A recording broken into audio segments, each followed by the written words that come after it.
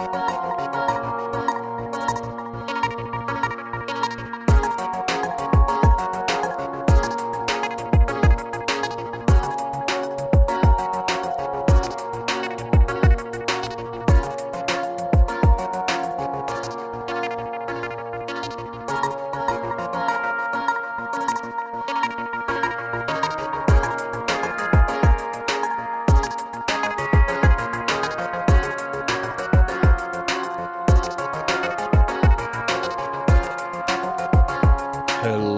gamers. It's Rubik here with episode 19 coming at you with my boy WT. How are you, mate? I am doing great. Glad to be back for episode 19 and really looking forward to this interview with Dark Machine. Yeah, I'm super excited as well. I believe the director of design is the title, Keiishi Yanasan. I hope I didn't butcher your name, mate. How are you, mate? I'm good. Thanks for having me today. And nice to be able to talk with you guys. I look forward to answering all of the juicy questions. Yeah, we're going to give you a lot, so get ready. Oh, no. So let's start off with telling us about your experience. I believe you've got a little bit of experience under your belt, and just tell us about your experience of, what you've done and, where you've been and where you're going. Sure. So currently I serve as the Chief Creative Officer of our company, MetaX. I have been in the space for quite a while. I started out my career building PlayStation 2 games, probably somewhat known for a lot of the music games that I had built around that era, like Guitar Man, Osu, Elite Beat Agents, etc., etc. So did that, pretty much developed games for probably every platform you guys have ever heard of, and probably some you've never heard of. Everything from consoles, PC, mobile. Been doing mobile for over, I would say now 13, 14 years now. VR, AR, and most recently Web3, if you can kind of call that a platform. Really excited to jump into this bold new world. What made you decide to go into Web3? Yeah, it's a great question. So when we, when I think about my career over the years, the games industry has really changed, and it's shifted. And every time there's a fundamental shift, whether that be like a technological platform or be a monetization platform, typically there are a lot of great opportunities and chances to do something new. And I'm just one of those kind of people that I just like new things. I like to go into new things. I like to do new things. When first heard about that you could actually make games on the blockchain, I was like, whoa, what does that even mean, right? Started researching it quite a bit. I was introduced to it originally around 2017. Back then, as we know, Bitcoin, was very cheap. I'm thinking I hit myself in the head every day. It's like, man, I should have just invested more. But anyway, but back then, it was still very, very nascent. There was obviously EVM, but it was still very early.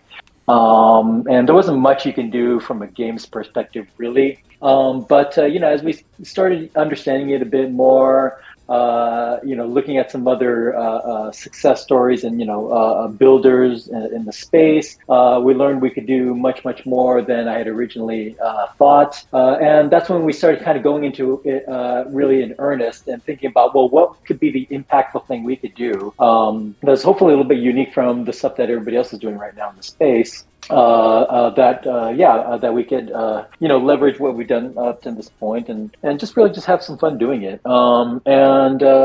That's when we came to the whole kind of idea of Dark Machine, not just of the game, but of how Dark Machine could potentially perhaps make a new market for itself using the power of Web3. So that's kind of really how we got into it. When I was looking at Dark Machine, I had like this nostalgic throwback to my childhood. I don't know if you remember the cartoon. It was Voltron. And Oh yeah. my first game I think I ever played that was mech based was Mech Warrior. I know of the game Big fan. Gundam out there. That's kind of like the vibe I got. What is there any type of inspiration for Dark Machine that you guys are pulling from? Oh well, I think mechs form part of a triad of what I think the global audience would consider quote unquote Japanese content. So when I think most people think about, content from Japan, they think of three things. They think of either samurais, they think of ninjas, or they think of mechs. And those are kind of really the three, oh, that's the Japanese content kind of thing, right? And you see lots of samurais. We've seen lots of samurais in the past couple of years. We've seen lots of ninjas, lots of those as well. But mechs haven't been really represented well in the past couple of years. And I think the mech genre as a whole, especially in gaming, was really I would almost argue that it was a bit maybe frowned upon to do a mech game. And it's like, well, there's Mech Warrior, but why else would you do a mech game, kind of thing. But us, a lot of us as devs being, located in Tokyo and in Japan, and really just growing up with this stuff, and we just really felt that the genre was very underrepresented. And typically when something's underrepresented for a long time, but there's like an audience there, that's a good opportunity to actually like try to inject something new into it. So that's what that's the conclusion we came up to. And so when we got, first started thinking about how we would design Dark Machine and what it would need to be, the one thing I really told my team very early on is like, okay, if we're going to do a mech game and risk having people kind of, putting us into the box of the mech genre, well, the last thing we should do is actually try and run away from it. So we shouldn't be doing stuff that's like outside of the mech. We really kind of thought about, well, what would make this like mechy? Like what thing can we do that would make it more mech-like than just like, because we're not doing a powered suit. It's not like Anthem 2.0. It's not a kind of, superhuman kind of thing either. It's we're going to really embrace mechs. So, we looked at, lots of games past and present that had tried to embrace that. But that's one of the things that we thought was very interesting is that not a lot of games really embrace the fact that they're mechs in doing a mech game. Like Mech Warrior is one of the really few games where I would say, yeah, they embrace the fact that this is a mech. They do all the things that you would expect a mech to do. And I think that's why they really found their audience.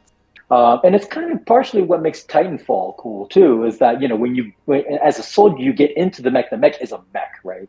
It does all the things that you expect. It's like big, it's heavy, it's heavily artilleried, and it's not fast, but it'll, it's got lots of firepower and armor and all the things that you expect, right? So, the one thing we wanted to make sure that we didn't do is just run away from the genre, just really embrace it and just think about, well, what makes a good mech game? What will people expect, and how can we deliver on those promises? So yeah, maybe straying a little bit away from the original question, but in terms of inspirations, yeah, I mean, I would say like everything from mech anime, mech games, technology in general, Formula One. There's lots of things that inspired us, I think. I love Formula One. I wonder how you're going to incorporate that. That'd be pretty cool. So yes, I'm a big Formula One fan as well. Me too. And there's a lot of things just on the sporting side, the regulation side. They do a lot of things with esports. We're taking. I think you'll see over time that we've taken some inspiration from those things as well. So. You have also, with the recent release of the in-game gameplay videos that you've come out with just in the last week, we see that there's destructible environments. How that you didn't mention that is that how big is that going to be? How much of an impact on the game is that going to have on the game loop, all that kind of stuff? Yeah, sure. So destruction for us is a pretty actually critical part of the core game design. we started off with a very simple premise. It's like, well, if you're in a giant robot, what do you want to do? The first thing you get into a giant robot, you want to destroy things. So this is kind of like, nature. It's like the air we breathe, right?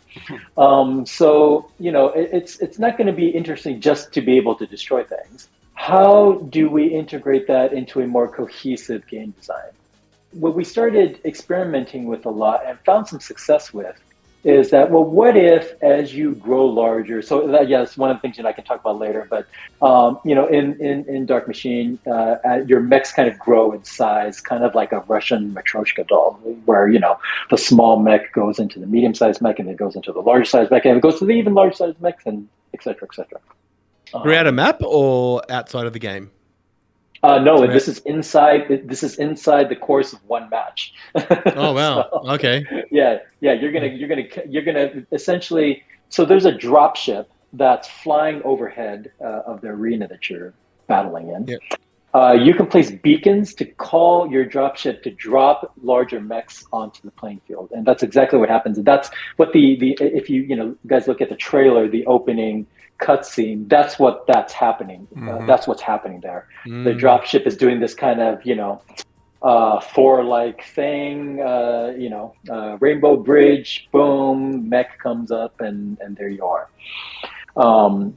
So you can grow larger, but as you grow larger, as your mechs grow larger, the natural thing you're going to come to expect is that your destructive force becomes larger, whether that be in the shape of more firepower, or maybe you just have more horsepower in your arms. You're heavier, et cetera, et cetera. So what we wanted to do was try to have players embrace that and use that as a strategical component of how you kind of get an advantage over your opponents. This is a 7v7 team-based game, so people are going to be, you're going to be working harmoniously with your team in order to think about best strategies based on their loadouts and their strategies as well. But what happens with the destruction part of it? So we have actually two destruction engines in the game right now.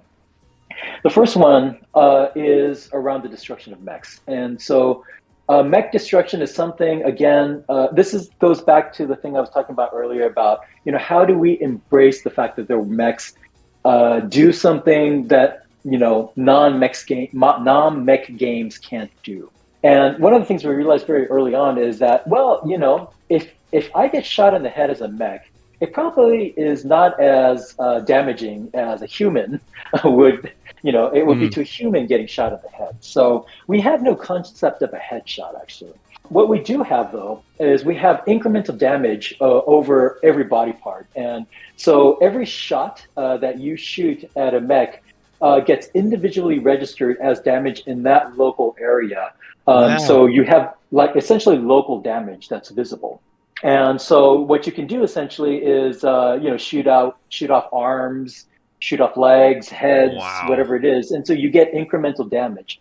And as you can probably imagine, as the one that incurs the incremental damage, you start losing functionality. For example, you may lose the ability to shoot your main weapon, or you may lose the ability to use your initial skill, or your visual monitor display might get a little noisy. You might not be able to run. You may not be able to jump, et cetera, right? So all this functionality starts to get weakened.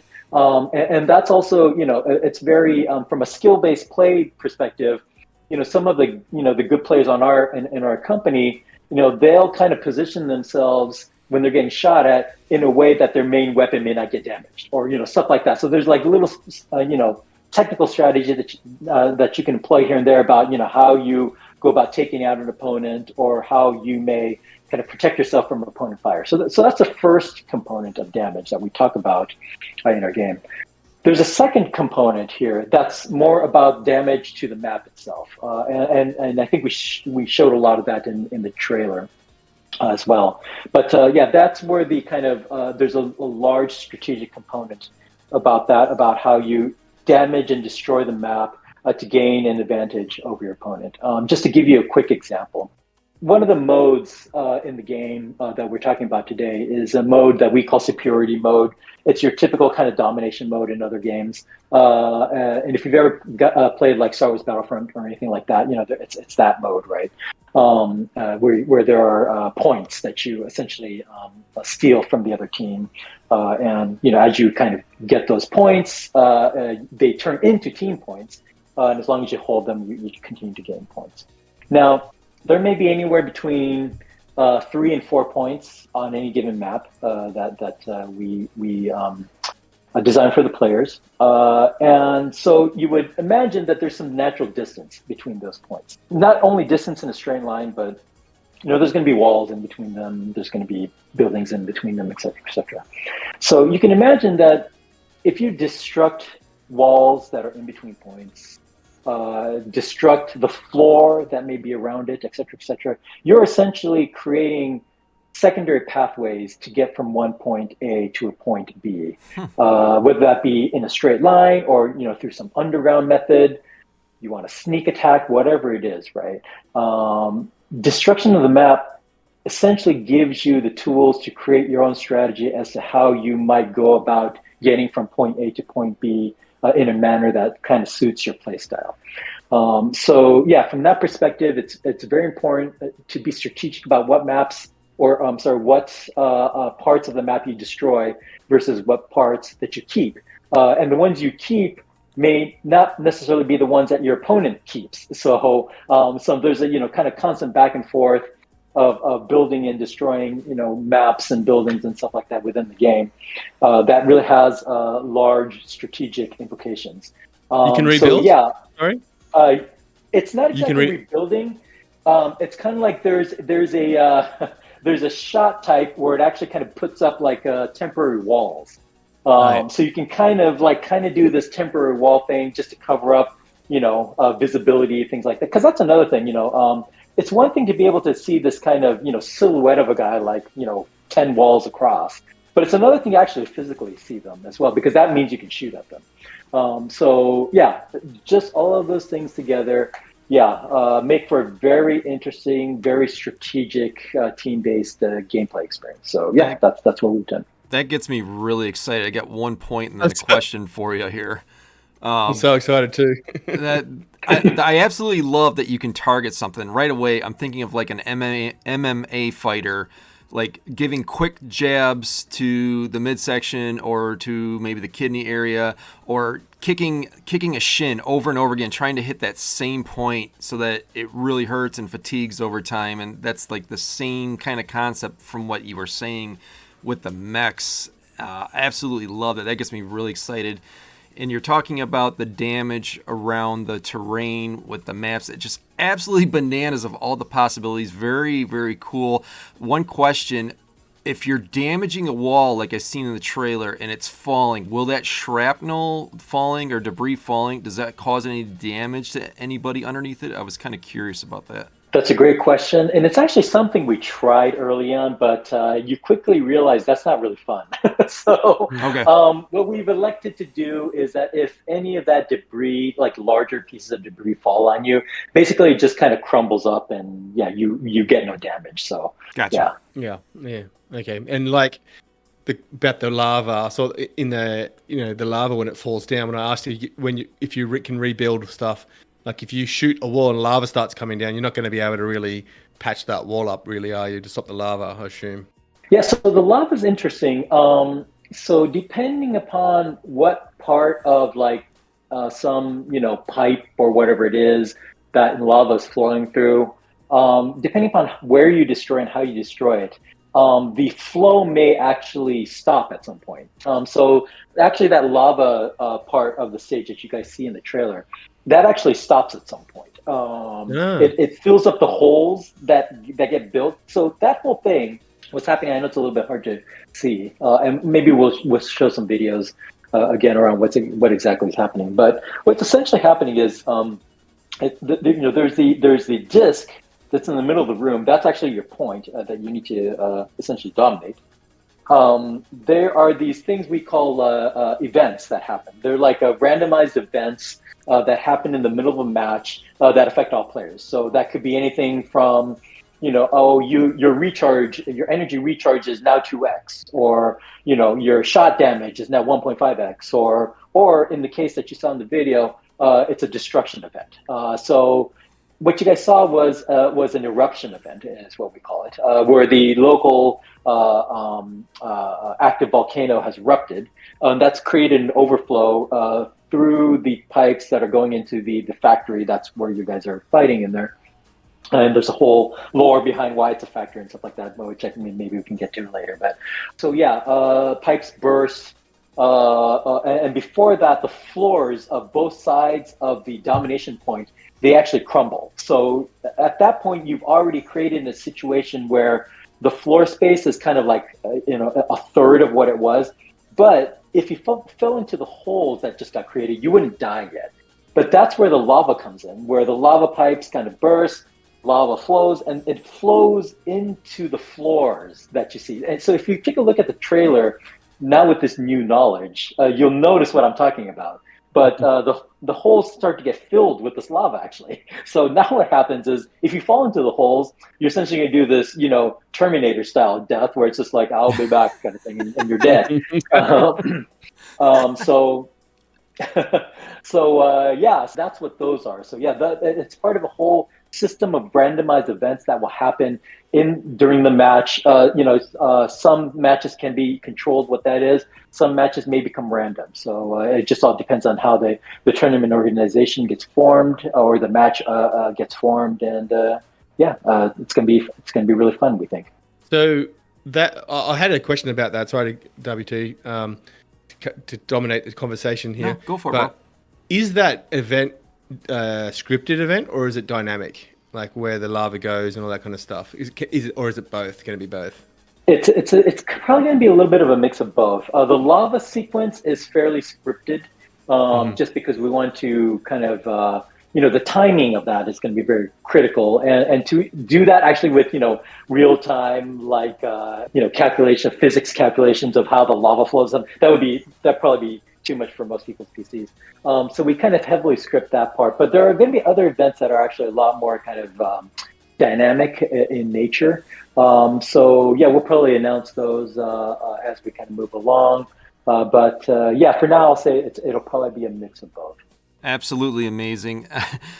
We just got shotgun a ton of major information. I'm the hair on the back of my neck stand up listening to all this. Just holy smokes. You've got all this amazing stuff that you guys are working on. What do you see the long-term vision for Dark Machine? Ooh, that's a long question. as if my answers are short up to this point. We've got F1 qualifying in about an hour and a half, mate. So hard stop at that time, isn't it, for both of us? I know. I'm like, I have to do this interview in the middle of practice session 3. But anyway, yeah. So the long-term vision is that. One of the things that we're really trying to do as a company is we're trying to, I guess, I hesitate to use the word a little bit, but we want to decentralize esports. And so all of the games that we are producing at MedX and publishing at MedX is really with that one goal in mind. So with Dark Machine, we've really designed it to be a very competitive game. We are going to have some interesting things that we will be doing in the future, which I can't talk about today, but it's going to be very, very interesting from an esports perspective. And I guess I can't say any more than that. Right. Otherwise, I'm sure you guys will bombard me with lots of questions. But we won't tell anybody. So that's really... of course. This podcast is gonna get really popular, and they're gonna listen back to this like a year from now. It's like, oh, dude. So I'll just say for now that we're really trying to democratize esports in that way through decentralization, and we're looking to kind of be. I'll just say this: we're trying to look to be the YouTube of esports. Nice. And if we can do that, give the power to the players a little bit more. I think it can be very interesting times for the future of competitive play just as a whole, and the part that Web3 as a whole plays in that. And that's really the vision that we believe in, is that we think Web3 and competitive gaming is essentially a match made in heaven. Everybody asks about, well, what is the utility? Why are you going into Web3? Why you could have just done this game in Web2, et cetera, et cetera. Well, our long-term vision is such that we really couldn't do it with Web2 technologies. The only way to make this happen, even remotely possible, was through Web3 technologies. So we are sticking to that. We will have some large announcements in the future surrounding those things. And we hope to bring a lot of value to competitive play in the future. So yes, please stay tuned. I'm really glad you brought up the esports, because that was my follow-up question. I didn't know if you're going to talk about it or not. I seen it somewhere. I think it was on the MedX website. You guys called it an esports team-based shooter. And I've been in several projects where they're claiming, we're going to be involved with esports. And I'm looking at their project, and it's not a knock on them. I'm just thinking to myself, how are you going to get people engaged in this? But when I look at Dark Machine, that was like, when I seen the 7v7 and what was going on, I was like, this smells like esports. And then I read it on your guys' website, and I'm glad that you guys are doing that. I can totally see this being very esports centered. And Rubik, what's your thoughts on that?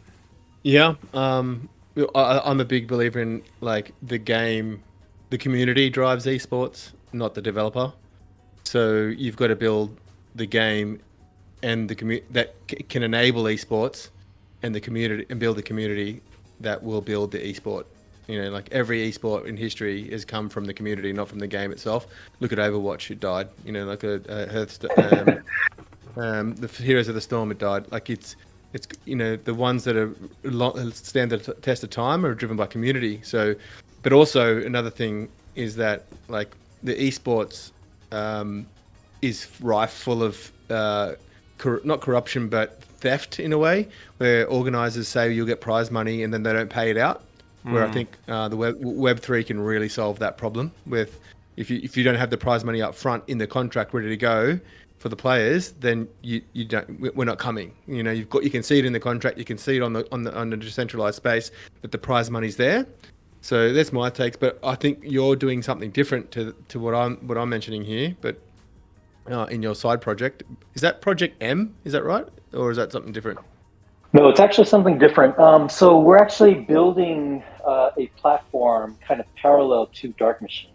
And the things you were talking about, Rubik, right now about enforcement of rewards and things like that. Yeah, that's another issue actually, that Web3 solves very easily through it's just sheer natural transparency of things, right? So I think there's a lot of positives to gain. The community can sometimes be very down on Web3, but I think that when you think about it, when you look at it from the lens of competitive gaming, like, Web3 is a godsend, because, like, smart contracts naturally take care of all of these issues. There is no latency, there's no lag, there's no effects risk. There's a lot of great things that can happen in the framework and the fabric of just having tokens, right? That would be so much more beneficial for the community and tournament organizers as well. So yeah, we strongly believe in this model, and we do think the future of competitive gaming will be purely Web3, because it's just the best place for it to go, actually. So that's where we see this.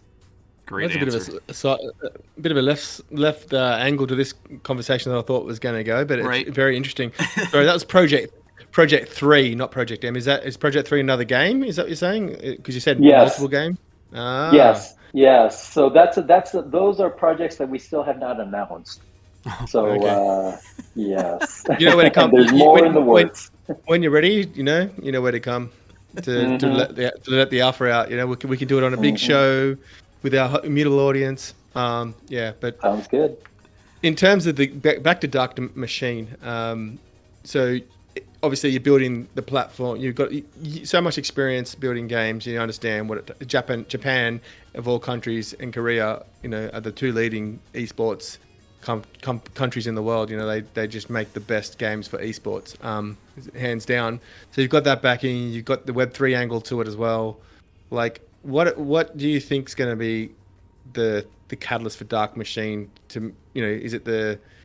Is it a new game idea? What's going to make it an esport, you think? That's a good question. I mean, I think, you really touched upon it, is that, the competitive gaming kind of lives and dies by the community. So I think the first natural thing that we need to do is that we need to, at a very minimum, create a game that people want to play, first of all, obviously, and more importantly, that they want to compete against. And we think about, like, well, what kind of games would you like to compete against others in? That's where a lot of the design happens. There needs to be a lot of dynamic range of skill.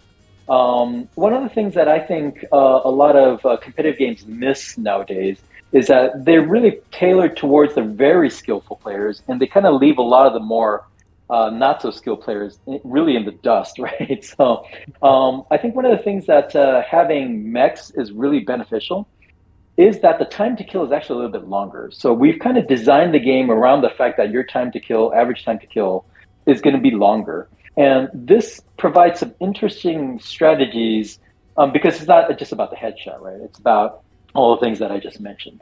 So it actually opens it up to much more, a calmer, for the more casual user. It's a lot more of it can be a more calmer experience.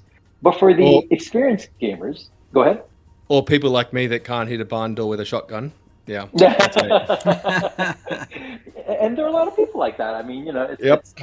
it's not just yeah. So but you still need to have the skillful gameplay that your pro gamers expect and want, because otherwise there's no entertainment in a scenario where everybody can do the same thing. It's got to be a place where highly skillful players can do their highly skilled things. So I think the dynamic range is very important when you think about it, especially with a Web3 esports title, just because, we still have a big responsibility to bring in more Web2 gamers into the fold, right? And in order to do that, we need to have at least games that are of similar quality to, competitive games in the Web2 space, like the ones that, we've been talking about. So I think that's the minimum bar at minimum.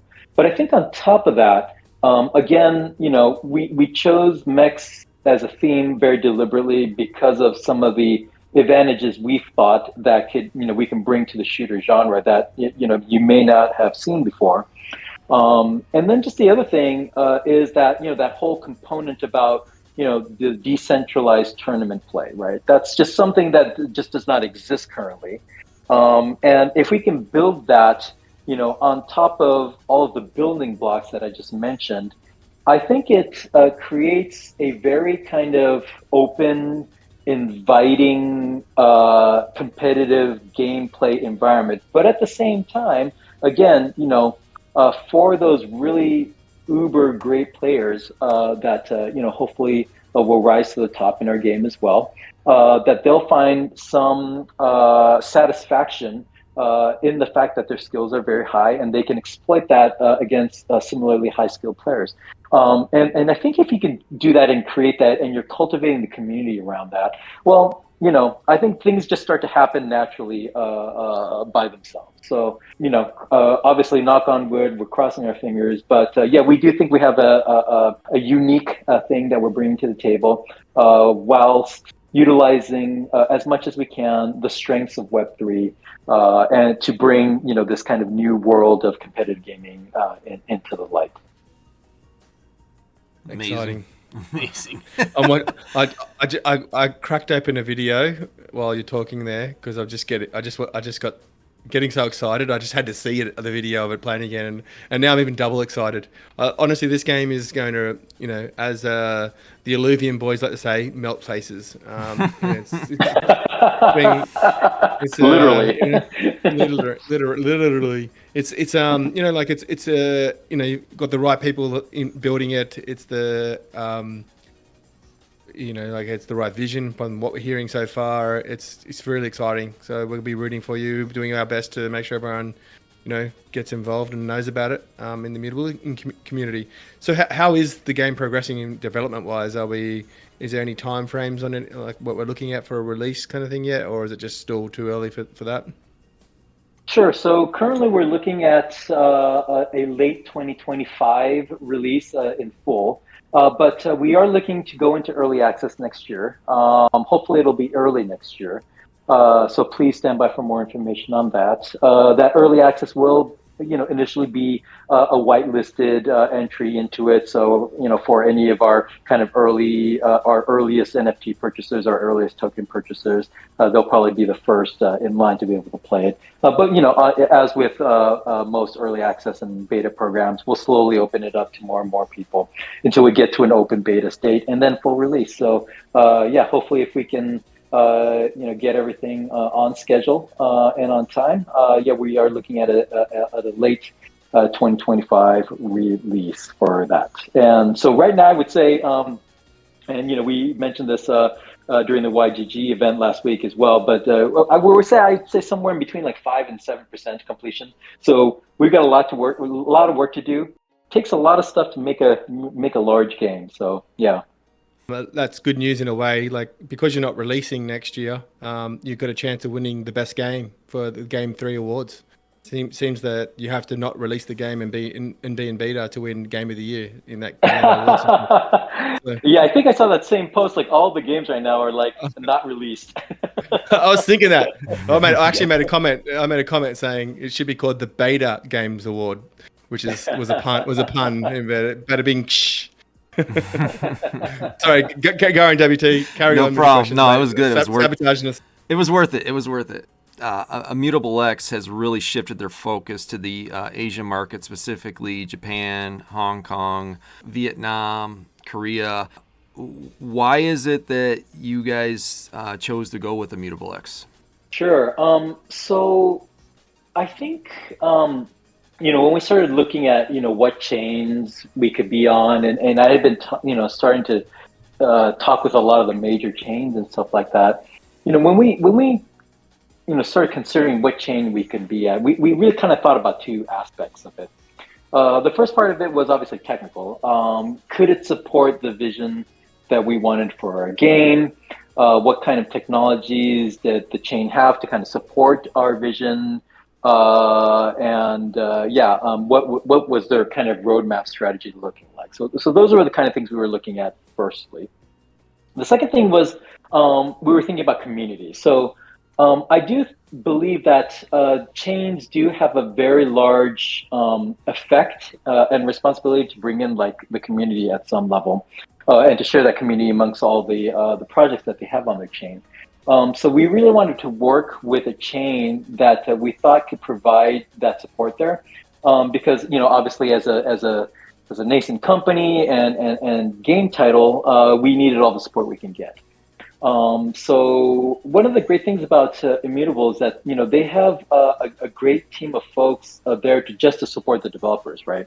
Mm-hmm. They have a team of biz dev, they have a team of supports. I have a specific support guy that's on that I talk with on a weekly basis. Amongst all the other guys that I talk to on a regular basis there. So they're very helpful. They're there to help cultivate the community. The largest post, the largest engagement, we got after we opened up the socials was the post from Immutable, actually. They posted our trailer, and it was like, it was probably one of the largest engagements that we saw. So yeah, I think from those perspectives, great company. I would also, add that, when we first elected Immutable, we were not aware of their zkEVM strategy. But I think loosely, I had been hearing some rumors and some things about that. And I go, okay, there's something you guys aren't telling me, right? It's like, well, we can't tell you, but kind of thing. So, so I knew something was happening there. cat's out of the bag. They're using the Polygon zkEVM, Mm-hmm. and that just really kind of further accelerated, our stance on, the fact that we believe that this is probably one of the best platforms to be on as a game. Not to mention all the other things that they have on the side, like checkout and passport, and I'm really excited about passport too, actually, because I talk with that team a lot about what kind of future things we'd like to see in it and stuff like that. And I do think it can be, especially the passport wallet. I think wallets as a whole, but especially with passport, that those can be kind of portals to larger communities, just as in the way that Amazon has a recommendation engine. Your passport wallet might be the portal to other games that you might see on Immutable, things like that. So, I think there's a lot of possibilities there in terms of growth of the communities there, and I'm really excited about those things as well. So I think just in total, yeah, they're doing a really great job, and there are other chains that are doing great jobs too. So nothing taken from any of those other guys, but yeah, we do think that the Immutable community is going to be really one of the great communities. So yeah, and passport is going to be more than just a wallet. I've done some research kind of testing of the product. It's a lot more than a wallet, and a lot more than just a single sign-on or a identity. It's think Steam, the Steam of. yeah, that's a great analogy. Yeah, that's a great analogy. So like things like in-game quests that show up in your profile and things like that. Mm-hmm. Nothing to do with the chain at all. And then friends and things like that. So, and also the GameStop relationship. I swear there's something coming big with GameStop with it, like with Passport and Player. I believe there's going to be some. I believe this is my speculation. I'm not in the know, but there's some kind of speculation that. Sorry. I've got a hunch that there's something joint coming out with that somewhere. Ooh, rumors and speculation. And GameStop's got a huge community of followers, so huge. I want to touch on one thing, something that you said that really resonated with me. You talked about being able to talk to somebody, and in this space, we have not had any good customer support. It's always been like, go to their Twitter, go to their Discord, go to their Telegram, and hopefully you're talking to somebody that's not scamming you. You got to triple check everything, but you talked about having the ability to talk to a real deal person from the company, and I think that's sorely missed from this space, and I love hearing you say that about IMX. Yeah, I think it's actually one of their strengths. I mean, they just have a really Robbie has set up his company to be in support of developers, and when he says that, I firsthand truly believe that, because that's exactly what we're getting.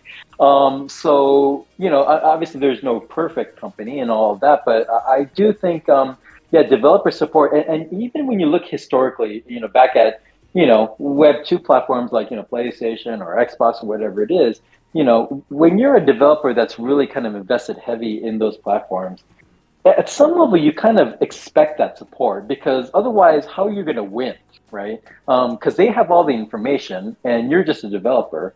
If they're not divulging that information upon you, well, then how are you going to succeed on that platform, right? So right. If they truly care about having good games on it, then they need to defend and support their developers. And the only way to do that is through that kind of communication, and that they do have those people there. They are set up and they have all the tools that they need to support us. That's a great thing. So I can't speak more highly about that aspect of Immutable. Yeah, you hear sometimes the opposite to that though, and that's because they've got so many people wanting to build on them, and there are a limited number of employees, and so the fact that you're getting that kind of service, to me, shows that how highly they think of you, that you haven't even, there's no complaints there at all. Because there are sometimes complaints, especially from the more indie style games with 2 or 3 devs, they won't get the instantaneous responses and things as quickly. The guys just can't do it. They just don't have the number of employees to do it. So sorry to put a bit of negativity into that conversation, but we want to be real here as well. Like there are complaints sometimes from people about this aspect. and just want to Sure. keep it No, rolling. I totally get that, and I can totally empathize with that. Because I've been in those situations before too, and when I was complaining, why how come EA and Activision get all the support, and Just because well, it's like, billions and billions. yeah,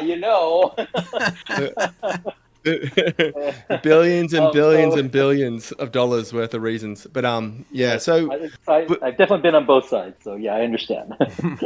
I'll ask you the next question while we're on this kind of negativity sort of thing. What is something that Immutable could do better from your perspective, if there is anything? I mean, I think as a company, it's really kind of hard to fault that. I'm sure there's lots of things that they know that they can do better and things like that. Like supporting indie devs better and things like that. Mm. I think some of their technology still needs some work, and I'm sure that'll be coming up. So yeah, I don't really see that as a problem. It's more just the state of things right now, and that's totally fine. I am looking forward again, to Immutable as a platform, continuing to have and create technologies that are going to cultivate the community. Because as I mentioned earlier, it's one of the big reasons why it was a big selection criteria as to what chains we wanted to, consider. I don't have a lot negative to talk about them because again, for me, for us, it's been very, very positive. They've just helped us in almost pretty much every aspect of stuff. Besides that, I would say, yeah, just let's just keep trucking. Yeah. Yeah. Actually, before you ask your question, Deputy, I wanted to make an announcement actually based on something you said there about building out the community. Keep on doing that. So Immutable's announcing intake 2 of their Heroes program. So any creators out there that want to get on board with Immutable and start learning about it and sharing it with their communities, it's now open again. Also, Gamers Galaxie's Discord is just being worked on today by myself. It's almost ready. It's going to be open up to the public, and it's going to be an Immutable focused content environment where gamers come, and it's going to have token discussions as well, and talking about releases, alpha, sharing content pieces from all kinds of creators, and also just bring in the alpha, because we do get a lot of the alpha early here at Gamers Galaxie. So we create the environment where people can come and get it early, compete for prizes. We get offers for prizes, so we're going to have them on the Discord, and start to build out a Immutable focused gaming community. So thought that was a good time to put that in there. Thanks for that, leading that in there, Keiishi. Anytime I can be supportive. Super Thanks, mate. exciting stuff. Man, the amount of information we gathered today. All right, Rubik, you got anything to ask else, or is it time to get to the fun stuff? I just wanted to, is there anything about the game itself? Let's go back there one last chance. I did want to ask one more question as well. Okay. But before we do, is there anything else about the game that you haven't said that you really wanted to get across to get us even more excited than what we are? Yeah, I think there's maybe one other thing that we'd like to mention, other than what's kind of already out there, the trailers and stuff like that. So, one of the things that's really great about mechs, and one of the things I really enjoyed about Mech Warrior, is the level of customization you can, employ on it. Because, if you've ever done if you've ever built a Mech Warrior, it's pretty involved, right? I mean, you've got all those slots. It's like you got, coolants and thrusters, and there's just a whole bunch of stuff you can do, right? And that's the cool thing about mechs, is that it's very granular, and you can do all these kind of nerd out and geek out on building the ultimate mech. So we, although we can't make any kind of detailed announcements yet, I really encourage players to look forward to our kind of mech customization engine.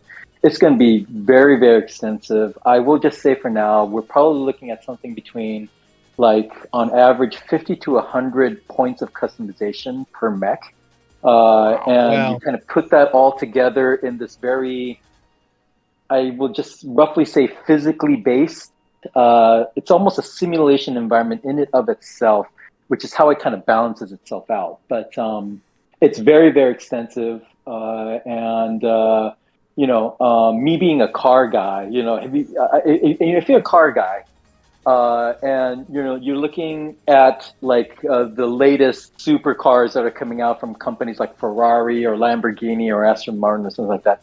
They typically have this thing called a configurator, right? Where it's like, oh, the new Ferrari came out. There's a configurator for it. So, what's cool about that is like, guys like me, I can't buy a Ferrari, but I can totally like kind of dream and geek out on, oh, like what would it be like if I, put this paint on with these rims and the interior like this, and like, oh, look at this customization. You're just totally geeking out all this stuff, and although you can't buy it, but that's essentially what we're going to be doing. We're going to have like very extensive, hopefully user-friendly tools.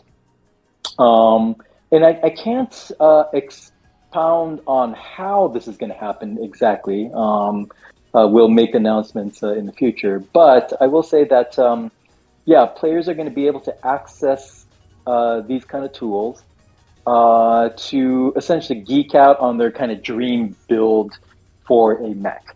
As you kind of progress through your journey in Dark Machine about understanding, what playstyle works well for you as an individual player, you'll probably start to consider, these kind of finer details of, well, what if I, allocate a little bit more here, take a bit off of here, and what would happen kind of thing, right? So these are the things that I think, again, being in the mech genre just allows us to have this kind of granular customization that would not make sense, any other place. But for us, and especially, again, I go back to kind of Web3, and although in the Web2 space, the word NFT is a little bit frowned upon. I get it, but for us, I think actually that technology container.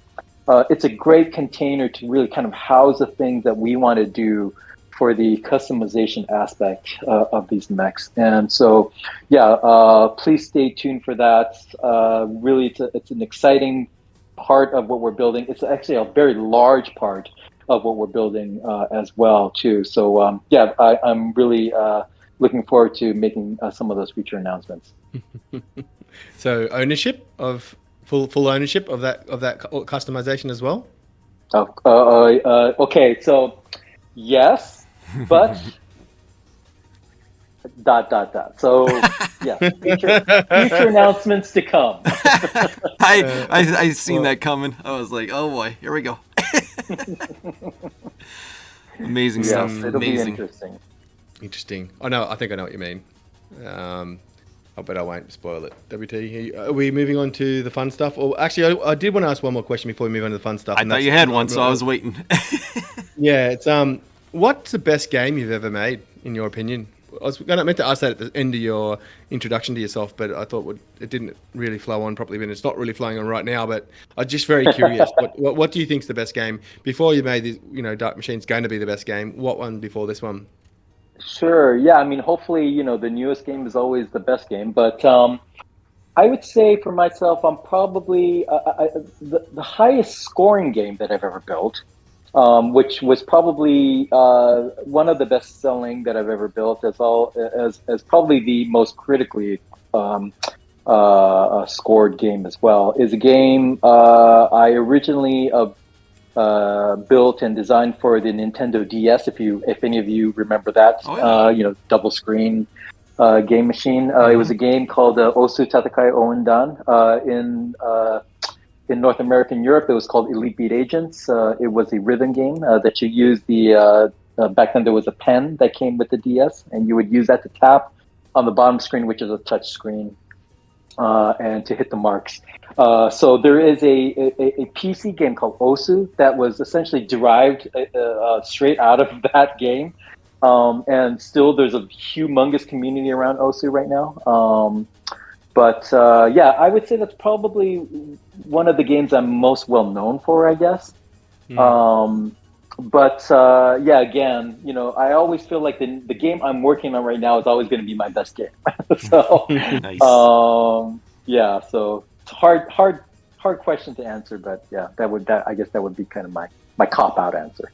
Just went into a time machine. He's talking about Nintendo DS and the pen and the dual screen. Oh, good times. Yeah. Good times. Yeah, I'm dating myself. Yeah, I think we all are here. But yeah, so we go into this segment here. We're going to ask you 10 questions in 60 seconds. And it's a very generic question, and you just give us a one-word answer. If you don't want to answer, then don't answer. Just say pass, and I'll move on to the next one. You ready to do this? As ready as I'll ever be. Okay. All right, here we go. Do you prefer to watch sports, or would you rather watch an esports stream? Oh, that's a difficult one. Maybe sports right now because it's Abu Dhabi. It's the final race of Formula One today. So Gotcha. I have to say at the moment it's Formula One, but typically it would probably be an esports stream. Okay. All right. Do you prefer to play sports, or would you rather play video games? We'll play video games. Okay. But I do a lot of I play a lot of sports too. All right. Favorite sport and favorite video game? Favorite sport would have to be right now golf. A big golfer. Favorite video game right now, CS2. Ooh, okay. Popular one. Messi or Ronaldo? Oh, Ronaldo. All right. Xbox, PlayStation, or PC? Which one's your favorite? Oh, right now PC. Awesome. Are you more into books or movies? Movies. Nice. Yeah, movies. Nice. What's your current favorite book, or it could be all-time favorite book, and current or all-time favorite movie? So I'm reading Walter Isaacson's Elon Musk book right now, and I'm finding it very interesting. About halfway through that right now, so I look forward to finishing that one. In terms of movie, you asked all-time favorite? Or it could be current, either one. Current all time. I'll say one of my favorite movies of this year had to be Top Gun Maverick. I am a child of that era, and I was very worried when they initially announced that there would be a sequel. But through the darkness of COVID, Top Gun Maverick came out, and I just genuinely enjoyed myself. So I actually saw it 3 times in the theater, which I typically don't do. Yeah, but had to be one of my favorites of this year. All right. Ferrari or Lamborghini? Oh, you pain me.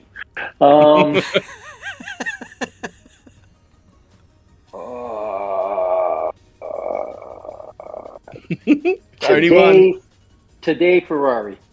Today. Oh, I love this. Oh. Favorite ice cream flavor? Vanilla. Oh, okay. Was not expecting that. My favorite question out of all this. One word to describe Elon Musk. Pain.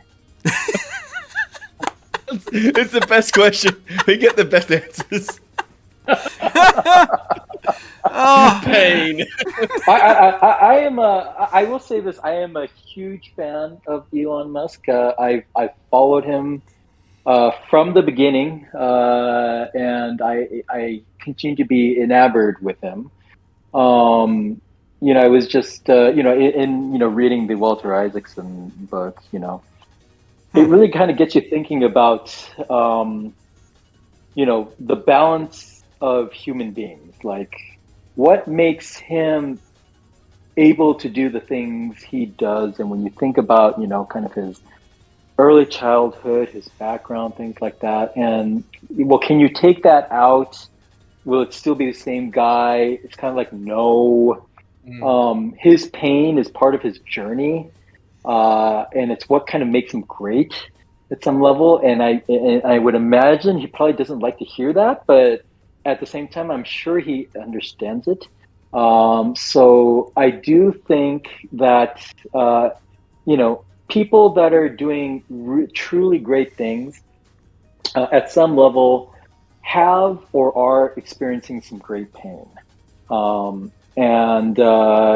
it's a difficult thing to, balance out in one's life, but it does make it interesting, and it allows for interesting characters and entrepreneurs in our world. So, if anything, I'm just very thankful for his existence. Guys like Steve Jobs, et cetera, Walt Disney. I'm a big fan of all epic making people that really changed our lives for the better.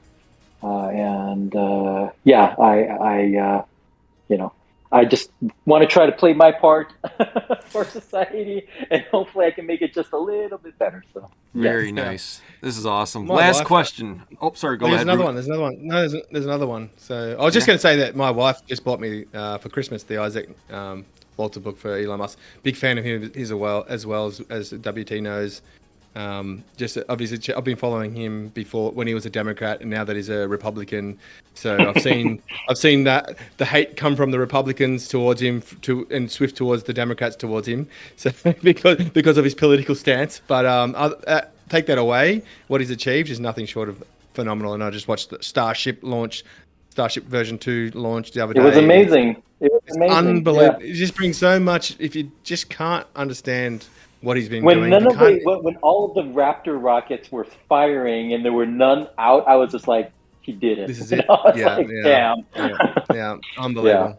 It's just it's just a great time to be alive, and put all that. Regardless of your politics, you cannot deny that what he's achieved is phenomenal, and he's so freaking amazing. It's fascinating. So I can't really put a label on him. I don't really see him as a Democrat or Republican, to be honest with you. I just can't.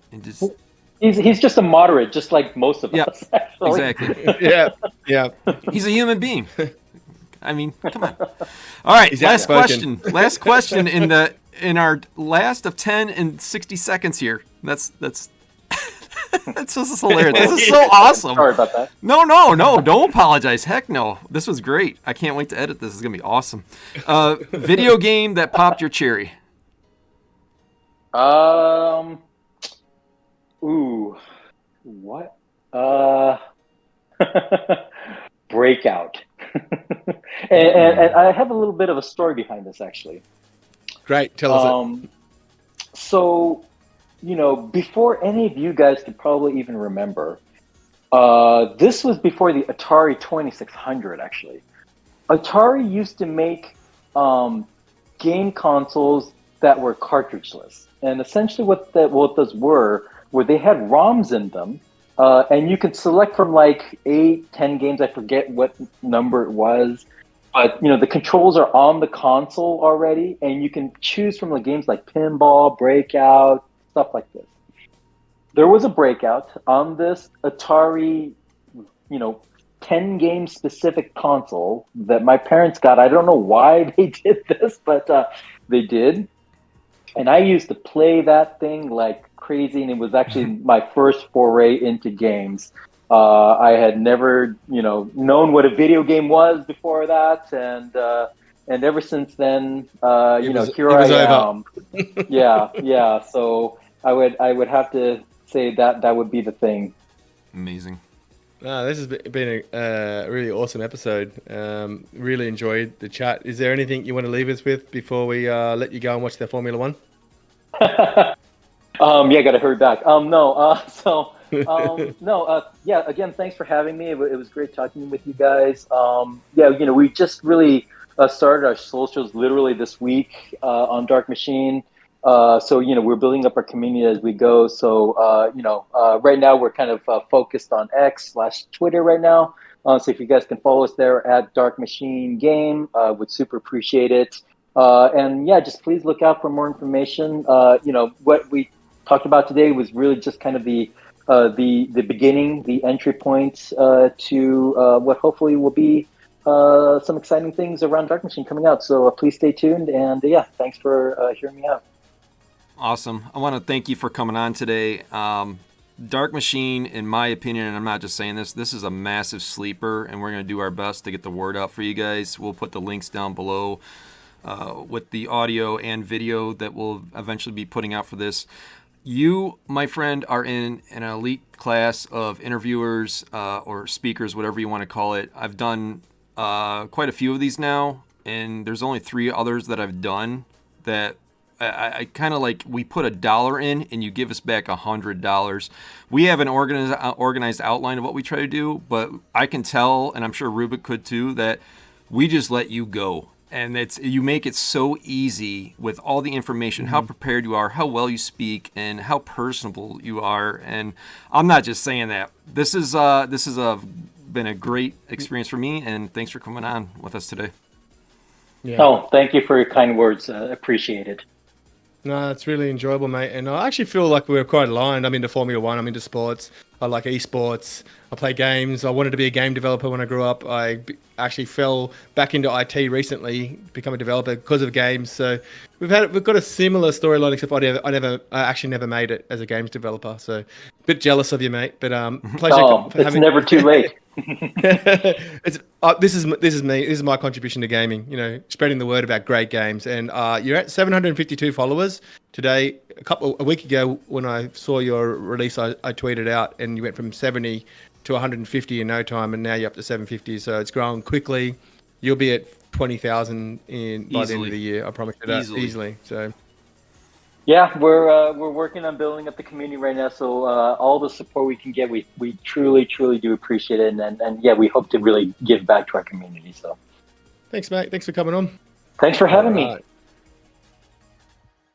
Wow, that was absolutely amazing with Dark Machine. Rubik, I know you are probably just blown away by everything we just went through. Talk me through it. What's your thoughts? Well, there's a lot of alpha in there, wasn't there? A lot of things we weren't expecting. You know, you've already mentioned he was a great communicator, which is really good for a podcast. I was on the edge of my seat the whole time. But yeah, the esports side of it, that they're really pushing for that. They build the YouTube of Web3. So what does that mean? It sounded like a little bit like decentralized. He said democratized esports and viewing. So paid for viewing, I'd say. You know, like properly. You know, and adverts, things like that. But yeah, a lot of people have tried to bring crypto into esports before and been savaged by the audience. They're the most vehement anti-NFT people, esports people, because they just had so many tokens dumped, you know, sponsors in during events and stuff, and you know, there's a lot of them are scams. So it's going to be hard for him to crack through that. I'll be honest with you. But if the best way to do it is we make an awesome game, and that's the thing I took away from this interview. This game's going to be awesome. You can just tell, can't you? Yeah, this is one of those ones where everything points to, yes, this needs to be esports for sure. There's a lot of games out there that like want to get in esports just for the volume alone, but their model doesn't make sense. This one makes sense. And with it, what he was talking about being on YouTube, there's a project called Karate out there, and what they do is they have their own token, and you have to pay in Karate to watch their fights. It's like a UFC crypto version, and also you can bet your Karate on which fighter you think is going to make it out. And I don't know if they have those plans. My wheels are turning that, yeah, if they have their own in-house token, which we don't know yet, it says just soon on their website, that is a option if they want to look into it. And this just makes sense. The 7v7 team mechs, they called it what was it? Esports team-based mechs. You know, I love it. Yeah. Absolutely love it. He loves mechs, doesn't he? Yeah, he loves mechs. It's a popular genre. I'm surprised someone else hasn't done it. Being Japanese, you know, and you know, the destructible environments, you know, being both scripted and a little bit of like dynamic. So, you know, like doesn't matter where you blow the pipe up at lava. It's, you know, that one we see the lava seems like it might be completely scripted. Like someone does something, and then it triggers that event and it happens, then that's the same kind of thing that happens. And he said the reason why they couldn't do it, that kind of big event, is because it'll melt graphics drivers, and no one will be able to play the game except for So it makes sense. I didn't think of that, but we'll hopefully get to technology soon that can handle that kind of stuff. But there will be interesting to see where they mix it in the destructible dynamic destruction versus the event-based destruction where it's scripted and it's the same thing each time. But yeah, like they seem to also the unique damage to different spots on the mechs, building up and. You mentioned that, like the MMA sort of thing, and also the the NFT side of it with the highly customizable mechs. So that'll be interesting to see what they do there. I kind of think they're going to do that. You won't be able to use the mech. Like you won't just be able to go and buy the most expensive mech and be able to use it. You'll have to build up through play points, be able to qualify as a player to utilize that mech. Because otherwise, it's just pay to win, and no one will like that. So, right there was there was so much information. Like I wasn't expecting to get that much plethora of information, and I'm so grateful we did. And it kills me. Like we were talking about all this cool stuff with targeting of certain areas that will have negative consequences, and all the strategy involved. It's not just robots that are pew-pewing. There's actual strategy to this, which will add a whole different element to it. And we forgot to really, I mean, it was talked about, but we were so enamored with all this other really cool stuff. One of the biggest highlights of this game, we didn't really hit it really hard. You can get really big, like this giant, like mega robot with all these other little robots fighting it. Just there's so many aspects to this mech style game that I'm looking forward to. Dark Machine. Yeah. Well, I think we're all Dark Machined out for now. So unless you've got more points to add to it, I think we should move on to the next part. But that was exciting. Yep, absolutely. Yeah. I forgot to mention one last thing. In the questions leading up to the 10 fast questions, where he mentioned Elon Musk before the Elon Musk question. I was like, both you and I were like, what? Yeah, I know. I was like, oh, this is perfect. This is aligning perfect. That question, it gets the best answers out of people. There's been some great ones. Pain. So true. Love it. Cool. Okay. Let's talk about the new partnerships that were announced this week. It looks like there's been Citizen 3. Conflict? Is that the one? Yeah, that's one of them. 100. It's a team-based, another hero shooter, team-based. I think it's first. Is it first and third person? What did you take away from it? Boy, my computer is loading slowly. I will have to edit this out. Hold on. So. All right, go ahead. Yeah, that's cool. So. It's got 163,000 followers. It's got a big following on Twitter or X, and it's on B&B at the moment. Not sure if it's going to be multi-chain or come over to Immutable. They get 20,000 players on it per day sometimes. And it's only an alpha, so it's been pretty successful. I actually got reached out to them. They reached out to me to go play in a group, but I'm not that kind of.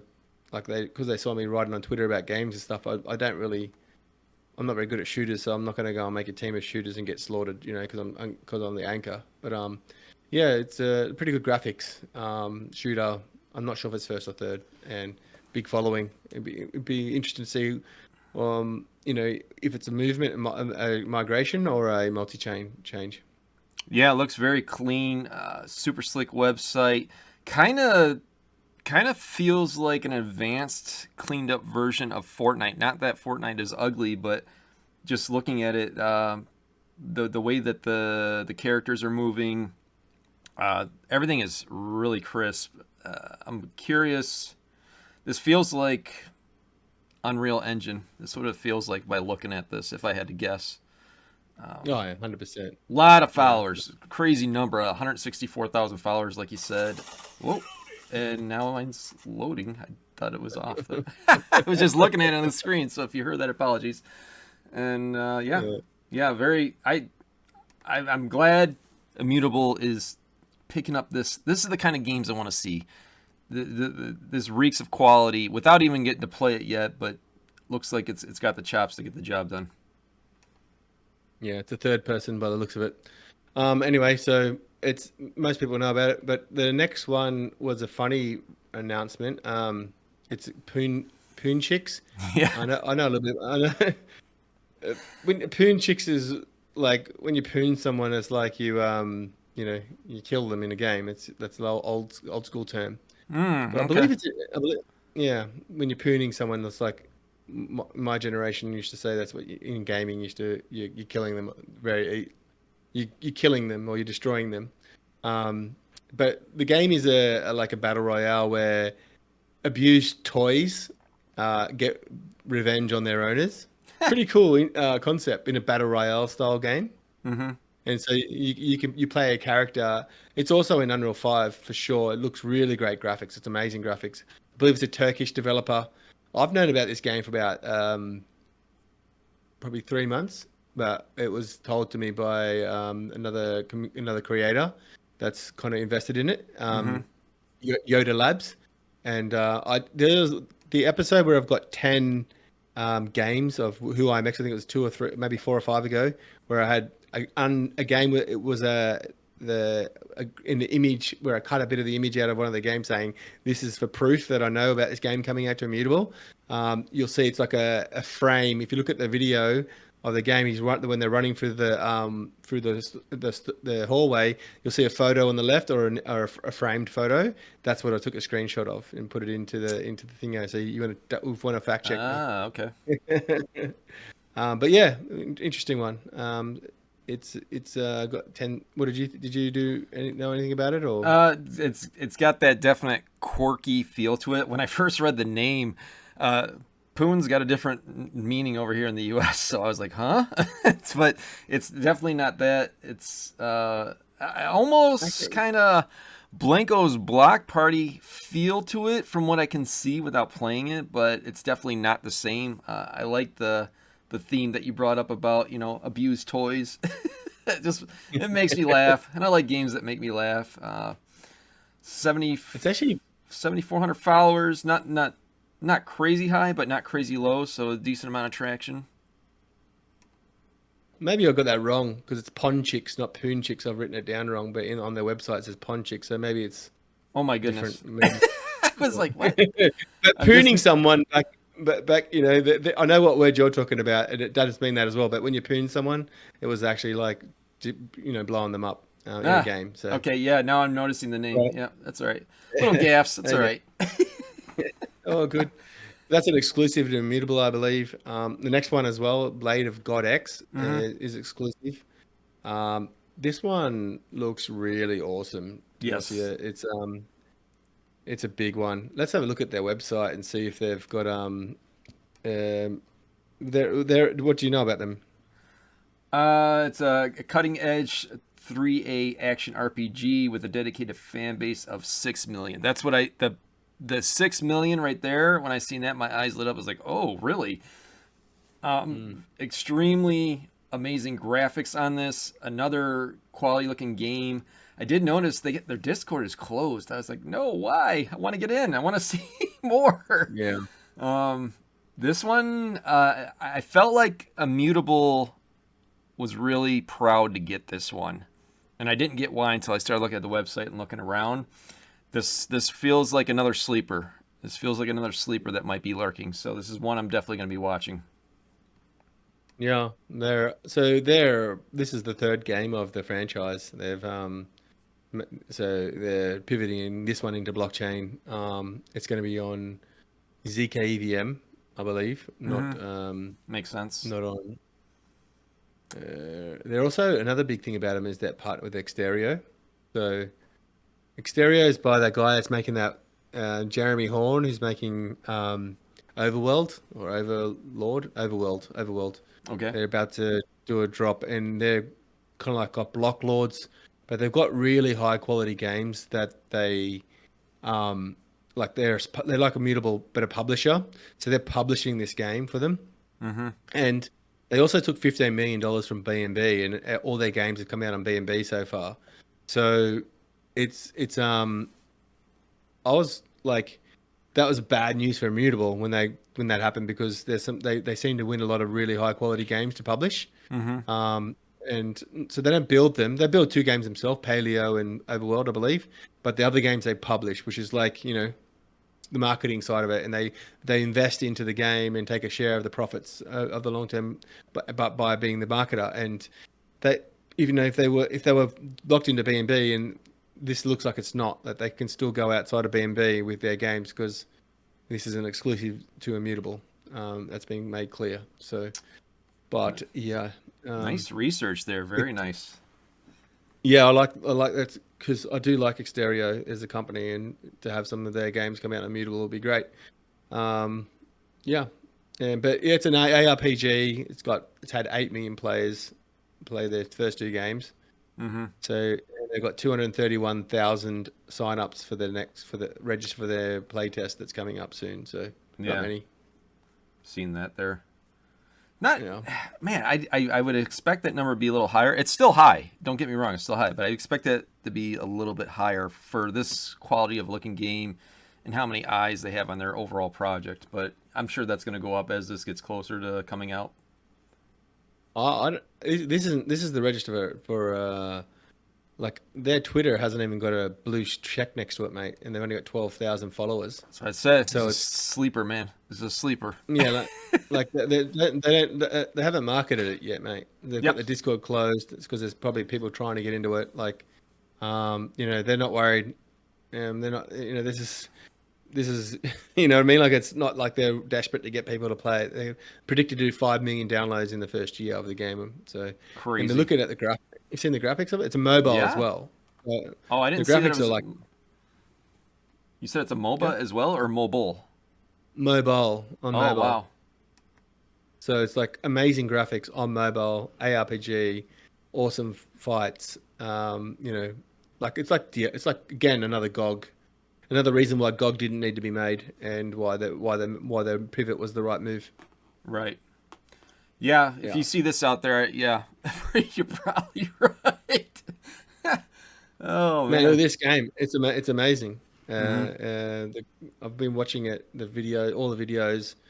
I can't wait to play this one. This is the Japanese style, but not the too hardcore Japanese. It's like a little bit over the top stuff, but not way, way, way over the top. Mm-hmm. So yeah, I'm looking forward to this one big time. What about you? Yeah, absolutely. The graphics alone will catch your eye, and I thought for sure this was going to be just computer. I didn't see that it was going to be mobile, but with it being mobile, like now my interest was already peaked before. Now it's really even more like, okay, there's so many quality games that have been out recently on the platform. How am I going to keep up with them all? I mean, whew, looking good. I see that they've got Galacticos Mgr coming. I like seeing the sports. I want to see more sports games come, just for the sole fact of how big I know the gambling genre is going to be with the NFT space, and I think Immutable knows that, and they'll probably be tapping into it. Not that this is just strictly for gambling, but it's a Web 3.0 football manager experience with play and earn own features.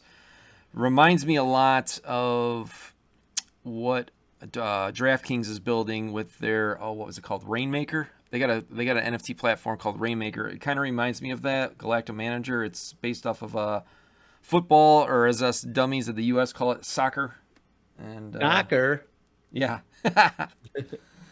Yeah, I always wonder that difference between the world and us. Like, we have a pigskin football that gets thrown in the air, but the rest of the world calls football the thing that you kick. I don't know. That just blows me away. No. But Australia's the same as you, mate. We've got 4 codes of football, and most Australians, well, traditional Australians born, coming from the European traditional Australians is what I mean. Mm-hmm. They call it soccer here as well.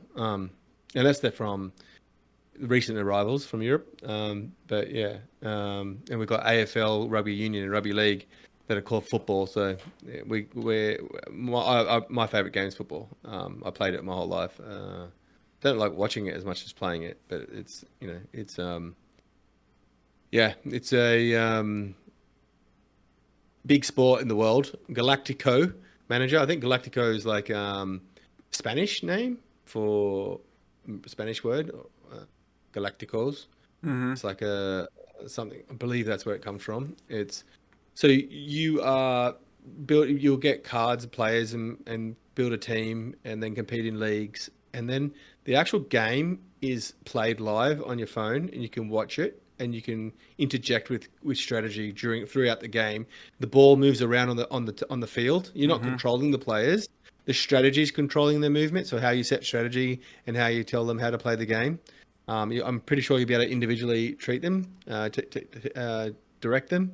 Like before the game, I want you to go up and down the wing if you're a winger, or you hold back and don't push forward too much. Things like that. It seems like it's going to be really strategical battles, football, and yeah, this will be huge in Europe. Like it's massive in football in Europe and the rest of the world. Actually, Australia and America are pretty much the only two countries that aren't the number one sport in the world, and maybe India as well with cricket. Are they possibly going cross chain too? I see them posting about the Hedera network, which I was not aware of. That's pretty impressive. There's a huge Hedera community out there.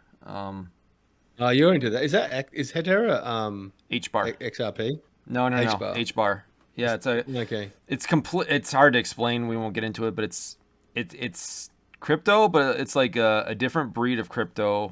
I can't even wrap my mind completely around it, but it's a whole other ball of wax, and a lot of good things coming out of that project. A lot of big players tied to that project, but I see that they're looks like they're using it maybe or doing cross chain or something here.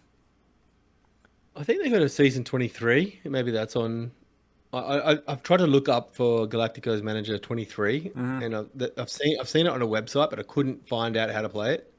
But yeah, like they write, when I told you the other day in our private conversation that this game was part of Ubisoft. Mm-hmm. Did you remember that? And I've looked back now. I forgot to tell you that what I got confused is because there's got a post on the November the 15th with Ubisoft in the background, and the Galactico Mgr 24 comes across it, and I didn't read what it said in the tweet, just the picture. I went, oh, that's the Ubisoft game that they've got. It's not. They do lots of posts about news in the crypto world, and so it's about Immutable partnering with Ubisoft. So we don't know the Ubisoft game like I thought I did know. Oh yeah. Well, there's a lot of information out there. It's tough to corral it all sometimes. To go back to Hedera, sorry. Yeah, I'm not sure if it's going to be cross multi-chain or this is a migration, because I did see that Hedera thing. I was just looking for it right now. I couldn't find it. Be interesting to see if they're, again, the easy to build chain.